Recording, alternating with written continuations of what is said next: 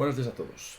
Hoy vamos a empezar un nuevo apartado de física y vamos a empezar lo que se denomina la mecánica lagrangiana.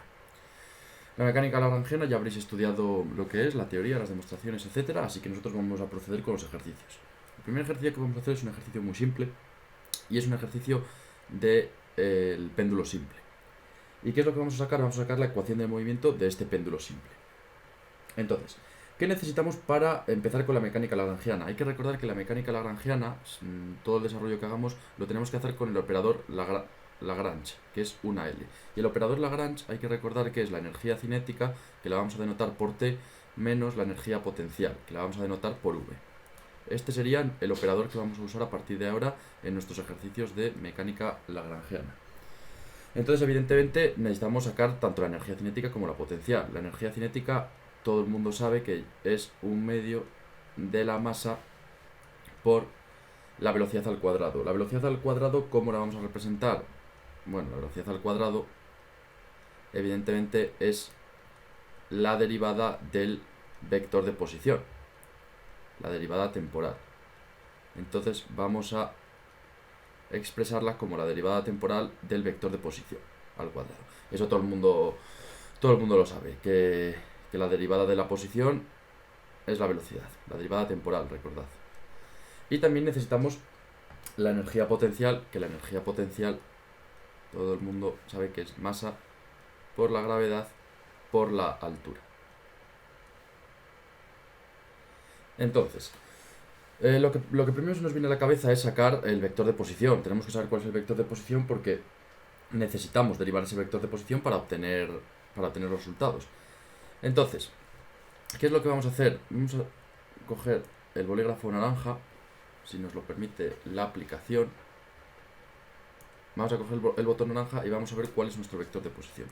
Nuestro vector de posición R en un péndulo simple, como podemos observar aquí, el péndulo tiene una longitud L y está colgada una masa al final de la longitud. Y luego pues hay un cierto ángulo en base al eje X. Vamos a llamar...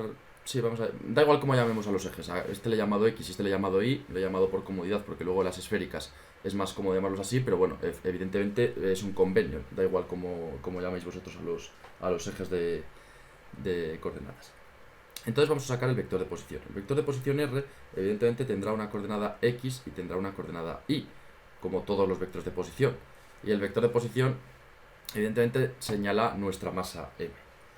Entonces, ¿qué es lo que podemos observar en este péndulo? Este péndulo evidentemente lo que hace es girar formando una circunferencia, como un péndulo simple de toda la vida. Empieza a girar y forma una circunferencia. Si fuese un péndulo esférico, podría girar de tal manera que formase una esfera. Pero en este caso forma una circunferencia.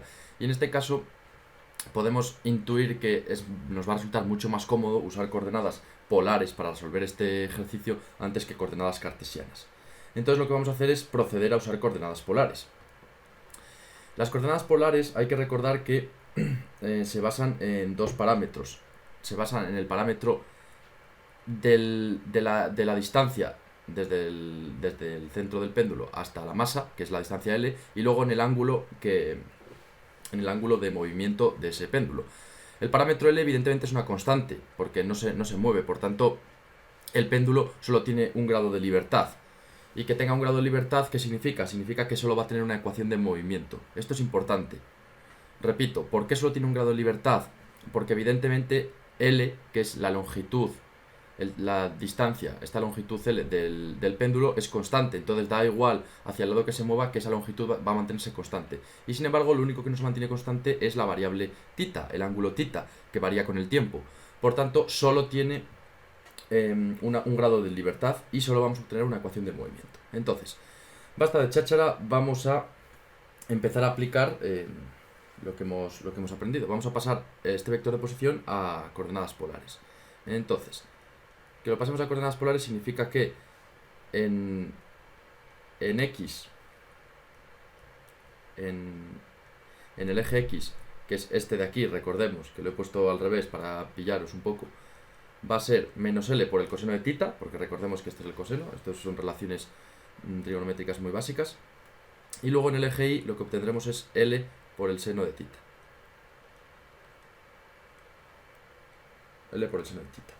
Por tanto, esto vamos a ponerlo de tal manera que sacamos L, y aquí lo que tenemos es menos coseno de tita, las coordenadas menos coseno de tita, seno de tita. Y este es nuestro vector de posición en coordenadas polares. Entonces, como lo tenemos ya en coordenadas polares, evidentemente lo que vamos a hacer va a ser derivarlo, porque lo que nosotros necesitamos es la velocidad, y la velocidad es la derivada del vector de posición respecto del tiempo. Por tanto, como lo vamos a derivar, es simplemente derivar esta expresión. Esta expresión, L es una constante, y lo que tenemos que sacar, lo que tenemos que derivar es el ángulo θ, que es la variable temporal, que depende respecto del tiempo. Entonces, evidentemente, es L θ punto, y luego seno de tita, porque la derivada del coseno es el menos seno, como tiene un menos delante, pues seno, y luego la derivada del seno es el coseno, así que coseno de tita. Con un tita fuera, porque recordemos cómo funcionan las derivadas. Entonces ya tenemos nuestra expresión temporal de la velocidad, que es esta. Como tenemos nuestra expresión temporal de la velocidad, vamos a elevarlo al cuadrado, porque aquí lo que necesitamos es elevarlo al cuadrado para sacar la energía cinética. Entonces, si elevamos al cuadrado esta expresión,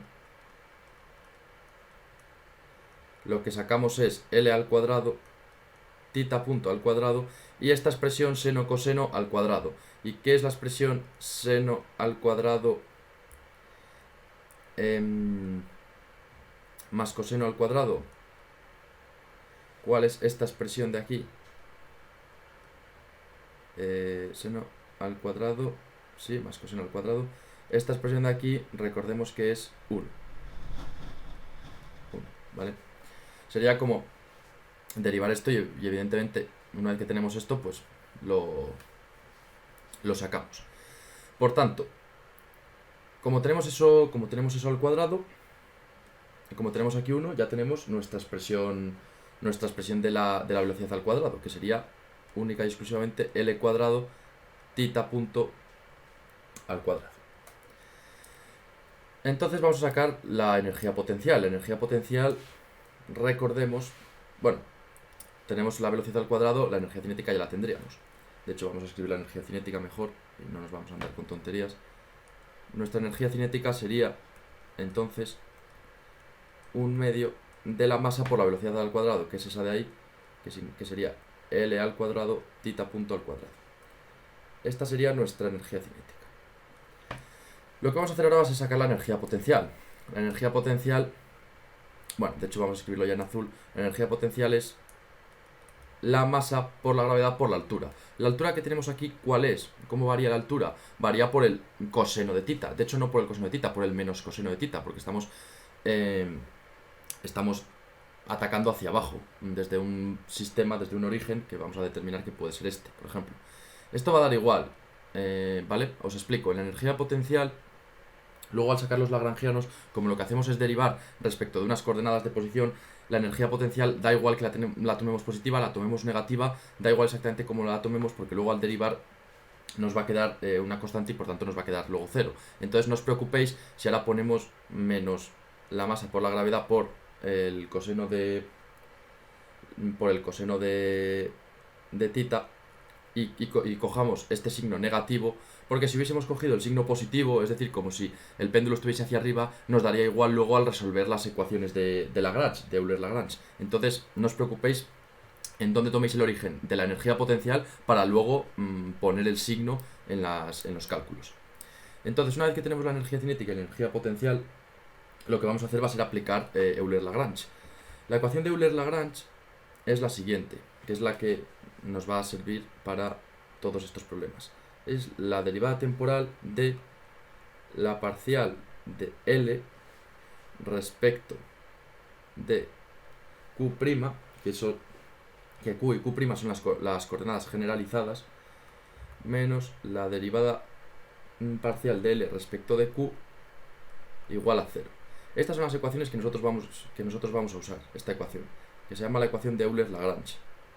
Entonces, lo que nosotros necesitamos sacar primero es la L. ¿Cuál es la L que tenemos?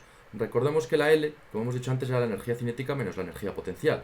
Por tanto, aquí vamos a proceder a restarla. Tenemos 1/2 de la masa por L al cuadrado por tita punto al cuadrado menos la energía potencial, que bueno, como hay un signo menos aquí, pues más mgl coseno de tita. Como podemos comprobar, depende efectivamente de tita y tita punto. Como depende de tita y tita punto, evidentemente tenemos un grado de libertad. Entonces lo que vamos a hacer va a ser simplemente, pues ahora derivar. Antes de pasar con las derivadas, lo que tiene que quedar claro es una cosa. Aquí tenemos la ecuación de Euler-Lagrange que depende de las coordenadas generalizadas Q y Q'. ¿Pero qué son esas coordenadas generalizadas? Esas coordenadas generalizadas son los grados de libertad que tenemos en el problema que estemos haciendo. En este caso hemos dicho que teníamos un grado de libertad, y el grado de libertad era el ángulo tita. Por tanto, lo que vamos a hacer es representar nuestra ecuación de Euler-Lagrange, pero respecto al grado de libertad que nosotros tenemos, que es tita. Si tuviésemos un problema con más grados de libertad, imaginaos que en vez de tener el ángulo tita tenemos el ángulo tita y el ángulo phi, como por ejemplo en un péndulo esférico. O tenemos el ángulo tita, el ángulo phi y un vector r. Pues tendríamos que sacar una ecuación de movimiento para cada uno de los grados de libertad. Y por tanto tendríamos que hacer varias ecuaciones de Euler-Lagrange. Una para tita, otra para phi, otra para r, depende de los grados que tengamos. Eso espero que haya quedado claro. Próximamente haremos más ejercicios de esos y se verá más claramente. Por tanto, vamos a proceder a hacer ya las derivadas parciales. La primera derivada parcial que vamos a hacer va a ser pues, la derivada de L respecto de tita a punto. Entonces vamos a L y vemos que la segunda parte no depende de tita punto, así que esa la dejamos, es 0. Y la primera parte sí depende de tita punto. Esto es una constante, el 1 medio de m por L al cuadrado. Y el tita punto es la variable, así que el 2 lo sacamos fuera, que se va con el otro 2. Y nos acaba quedando m L cuadrado tita punto. Y por otro lado tenemos también pues, la derivada parcial de L respecto de tita. Y la derivada parcial de L respecto de tita, pues esta primera parte no depende de tita, así que eso se va, o sea, es 0. Y esta segunda parte sí depende de tita. Por tanto, pues lo hacemos como una derivada normal y nos queda mg seno de mgl, perdón, seno de tita de tita. Entonces ya tenemos estos dos apartados. Por tanto, vamos a proceder a escribirlos y nos acaba quedando que esta derivada, la derivada temporal de ml cuadrado tita punto menos, que menos con menos es más mg L seno de tita es igual a 0. Y esto ya se va pareciendo a la ecuación de movimiento de un péndulo. Entonces lo que vamos a hacer va a ser proceder a desarrollar. Aquí tenemos una derivada temporal de esta expresión que nos va a quedar, pues lo primero es una constante y lo segundo, lo único que depende del tiempo es el ángulo, así que ml cuadrado tita 2 puntos, hemos pasado de un punto a 2 puntos, y aquí más mg L seno de tita. Las m's las podemos quitar y esta L la podemos pasar a este lado. Y nos acabaría quedando, haciendo todos esos desarrollos, pues tita 2 puntos más g partido L seno de tita igual a 0. ¿Y esto qué es? Esto es la ecuación de movimiento de un péndulo simple, que efectivamente es la misma que si hiciésemos el desarrollo de manera newtoniana. Entonces, a partir de aquí, ¿qué podemos hacer? Pues podemos sacar puntos de equilibrio, oscilaciones en torno a los puntos de equilibrio, etcétera, etcétera, etcétera. Frecuencias temporales, frecuencias, etcétera. Así que espero que os haya servido, espero que os haya gustado este ejercicio. Este ejercicio era muy simple. Próximamente pasaremos a hacer más ejercicios, entre ellos el péndulo esférico. Así que si tenéis cualquier duda, dejadmela en los comentarios, como siempre, o mandadme un correo con la duda y seguimos con la física.